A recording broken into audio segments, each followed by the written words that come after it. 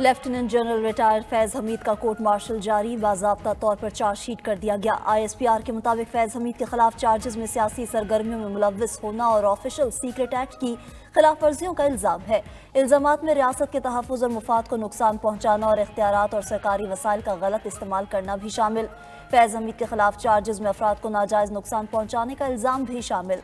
ISPR کے مطابق court marshal K دوران فیض حمید سے 9 مئی سے جڑے انتشار اور بدامنی سے متعلق پرتشدد واقعات کی علیحدہ سے تفتیش بھی جاری ہے۔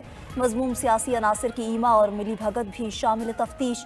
ISPR کے مطابق فیض حمید کے خلاف 12 اگست 2024 کو پاکستان آرمی ایکٹ کی متعلقہ دفعات کے تحت کورٹ مارشل کی کارروائی شروع کی گئی۔ اب باضابطہ چارج شیٹ کر دیا گیا۔ فیض حمید کو تمام قانونی حقوق فراہم کیے جا رہے ہیں۔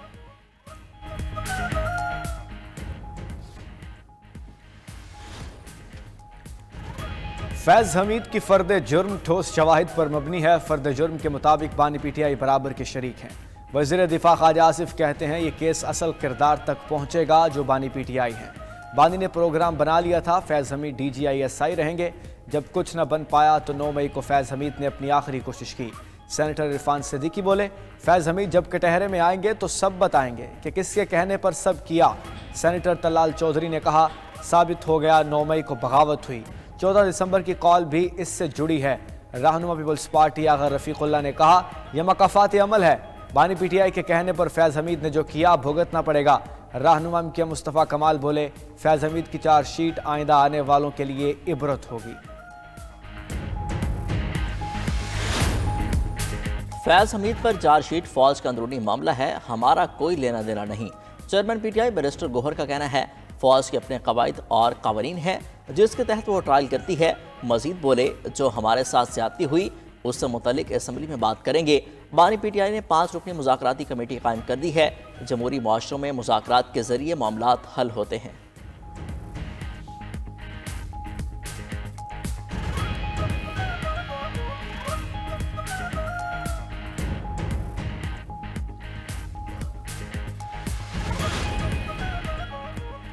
فیض حمید گواہیاں، شہادتیں اور ثبوت پیش کر چکے، بانی PTI کو فوجی تحویل میں لینا حیران کن نہیں ہوگا۔ سینیٹر فیصل وافدہ کا اظہار خیال، کہا اگر فیض حمید کو سزا ہوئی تو بانی PTI کو بھی ہوگی۔ فیض حمید ایک مہرہ تھے، PTI نے فیض حمید کو استعمال کیا۔ فیض، بانی اور بشرا 9 مئی سے الگ نہیں۔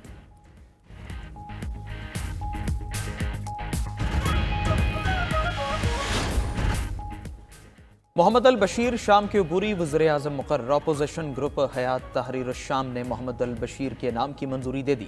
عرب میڈیا کے مطابق محمد البشیر ادلب میں حکومتی سربراہ تھے، انہیں اقتدار کی منتقلی کی نگرانی کا کام سونپا گیا ہے۔ شامی اپوزیشن رہنما محمد الجولانی کا بشار الاسد کے فوجیوں کے لیے معافی کا اعلان، کہا معافی کا اعلان فوجی افسروں پر نہیں ہوگا۔ ادھر شام میں ہیومن رائٹس گروپ کے مطابق کالا دم داعش نے 54 شامی فوجیوں کو ہلاک کر دیا۔ مرنے والے فوجی صحرائے حمص میں ملک سے فرار کی کوشش کر رہے تھے۔ دوسری جانب شام لبنان سرحد اور سڑکوں پر شہریوں کی قطاریں، عرصہ دراز سے ملک بدری کی زندگی گزارنے والے واپس لوٹنے لگے۔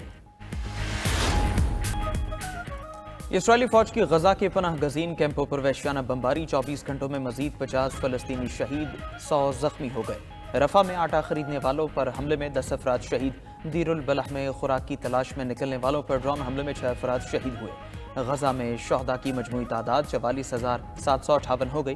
ادھر حماس نے یرغمالیوں کی فہرست اسرائیل کو دے دی۔ ابتدائی مرحلے میں بیمار اور عمر رسیدہ اسرائیلیوں کو رہائی ملے گی۔ حماس کی جانب سے دی جانے والی فہرست میں امریکی شہریت رکھنے والے 4 یرغمالی بھی شامل ہیں۔ حماس نے یرغمالیوں کے بدلے فلسطینیوں کی رہائی کا مطالبہ کر دیا۔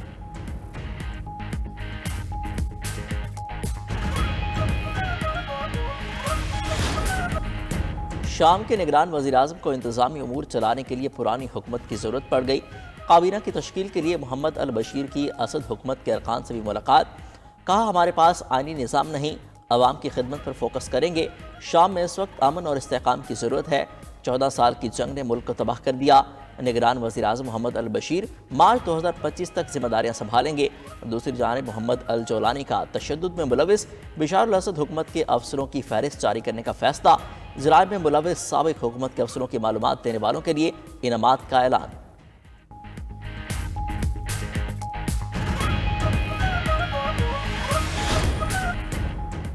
شام میں پھنسے پاکستانیوں کے انخلاء کے لیے اقدامات 350 سے زائد پاکستانی سرحد پار کر کے لیبنان پہنچ گئے۔ تمام افراد کو خصوصی پرواز کے ذریعے بیروت سے پاکستان لایا جائے گا۔ سول ایویشن نے پرواز کا انتظام کر دیا۔ ادھر خواتین سمیت کچھ پاکستانی بیروت کے ہوٹل میں محصور۔ وطن واپسی کے لیے وزیر اعظم سے مدد کی اپیل۔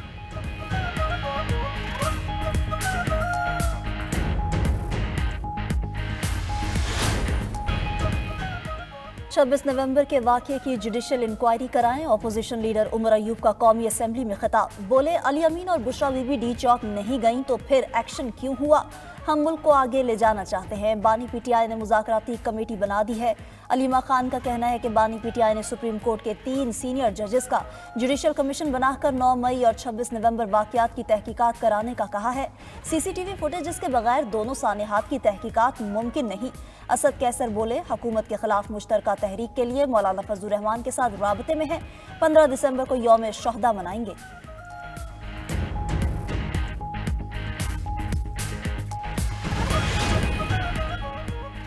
£190 ملین کیس بانی پی ٹی آئی نے نئے نیب قوانین کا سہارا لے لیا۔ 342 کے بیان میں بانی پی ٹی آئی نے اپنے دفاع میں کہا کابینہ کے فیصلے کو نیب میں تحفظ حاصل ہے، اس لیے نیب ان کے خلاف کیس بنا ہی نہیں سکتا۔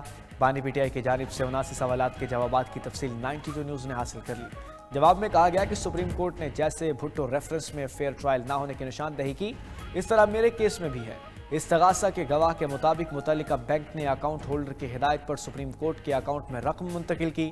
ریاست کو کوئی نقصان نہیں ہوا کیونکہ وہ رقم اسٹیٹ آف پاکستان کی نہیں تھی۔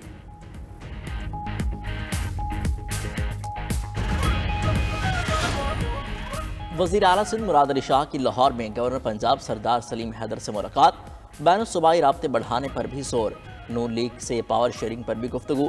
سردار سلیم حیدر نے کہا مسلم لیگ نون کو پیپلز پارٹی سے کیے وعدے پورے کرنے ہوں گے، امید ہے معاملات بہتری کی طرف جائیں گے۔ میڈیا سے گفتگو میں مراد علی شاہ نے کہا ملک میں دہشت گردی کی لہر ہے اور وزیر اعلیٰ کے پی وفاق پر لشکر کشی کرنے میں مگن ہیں۔ تحریک انصاف کو مذاکرات کے حوالے سے واضح پالیسی لانا ہوگی۔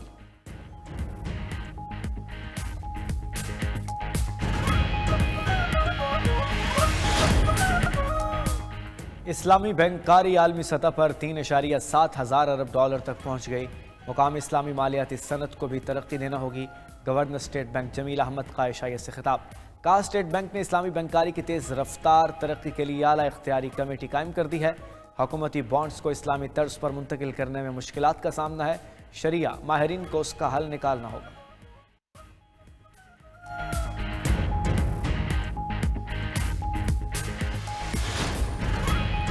پاکستان بھر میں انٹرنیٹ کی سست روی سے صارفین پریشان، شہریوں کا ڈیجیٹل ادائیگیوں کے ساتھ آن لائن سروسز میں خلل کا شکوہ۔ انٹرنیٹ سروسز ڈاؤن ہونے کے باعث کرنسی ایکسچینج کے کاروباری حضرات کو بھی مشکلات۔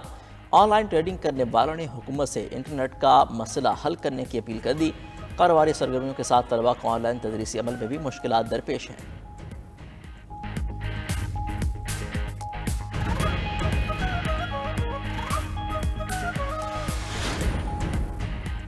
خیبر پختونخوا میں موسم خشک اور انتہائی سرد، پہاڑی علاقوں کے ساتھ ساتھ میدانی علاقے بھی شدید سردی کی لپیٹ میں، ٹھنڈی ہوائیں چلنے سے لوگ ٹھٹرنے لگے۔ لاہور کا موسم بھی سرد، درجہ حرارت 9 ڈگری تک گر گیا۔ محکمہ موسمیات نے آئندہ 24 گھنٹوں کے دوران بھی موسم خشک اور انتہائی سرد رہنے کی پیشگوئی کر دی۔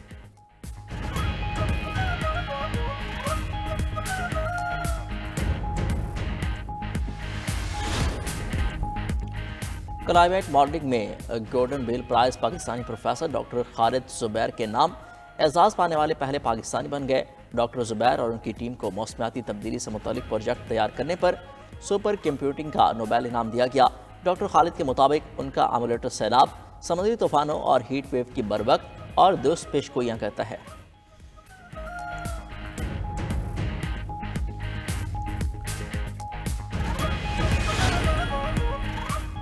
دل کا دورہ پڑنے کے بعد لمبی نیند انسانی صحت کے لیے فائدہ مند ثابت۔ نئی تحقیق کے مطابق لمبی نیند سے دوسرے دل کے دورے کے خطرے کو کم کرنے میں مدد مل سکتی ہے۔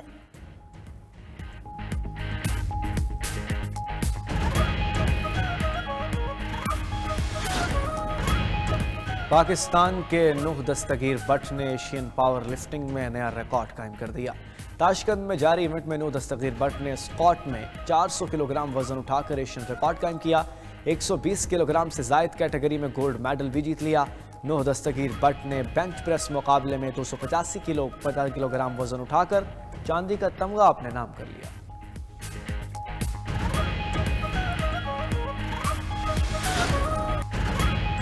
पाकिस्तान के मोहम्मद साकिब ने world mixed martial art championship में नई तारीख रकम कर दी। Mohammad Saqib world MMA championship में गोल्ड मेडल जीतने वाले पहले पाकिस्तानी बन गए। इंडोनेशिया में चैंपियनशिप में मोहम्मद साकिब ने अंडर 18 के 52.2 kg कैटेगरी में गोल्ड मेडल जीता।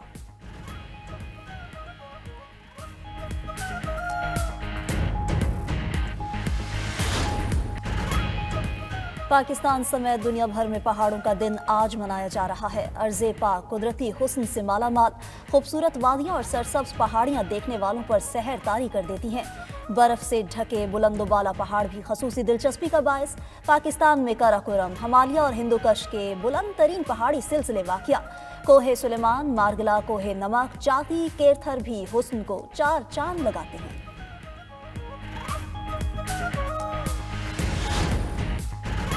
अमेरिकी रियासत टेक्सास में 5000 ड्रोन्स का मुजाहरा। आसमान रंगीन हो गया। क्रिसमस के मौके पर ड्रोन से आसमान पर मुख्तलिफ तस्वीर बनाई गई।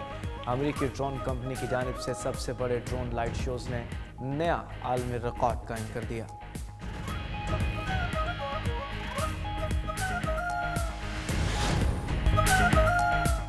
और शहनशाह जज्बात दिलीप कुमार के मद्दाह आज उनकी 102वीं सालगिरह मना रहे हैं। पेशावर में पैदा होने वाले दिलीप कुमार का असली नाम यूसुफ खान था। फिल्म इंडस्ट्री में आन, शक्ति और देवदास समेत कई मशहूर फिल्में की। तारीखी फिल्म मुग़ल-ए-आज़म में शहजादा सलीम के किरदार ने हमेशा के लिए अमर कर दिया।